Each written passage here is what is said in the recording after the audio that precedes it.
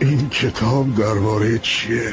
بزرگترین کتاب حماسی جهانه، با حدود 50,000 بیت شعر، شرح حال پیروزی ها و جنگ های دلاوران ایرانی از قدیمی ترین اقوام تا سرنگونی دولت ساسانی و شکست ایران از تازیان.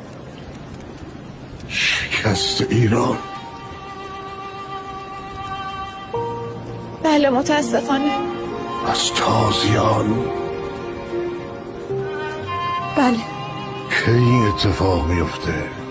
خیلی سال بعد، زمانی که متاسفانه دیگه شما و گردآفرید و بقیه پهلوانای ایرانی نیستن که از این سرزمین دفاع کنن. اما بزرگترین پهلوان این کتاب شما این جهان پهلوان.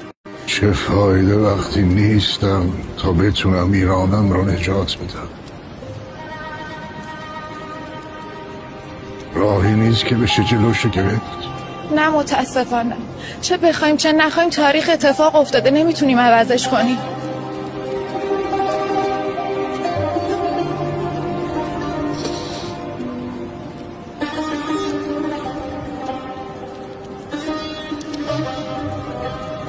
با تمام احترامی که برای فردوسی قائلم، تحمل خوندن کتابی که در شکست ایران باشه رو ندارم.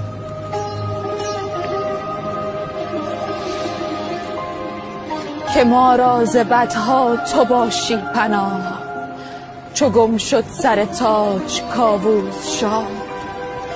دریغ است ایران که ویران شود، کنام پلنگان و شیران شود.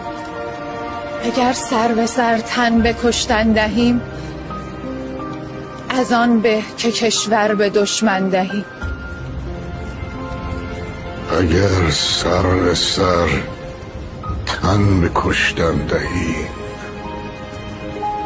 از آن به که کشور به دشمن دهیم.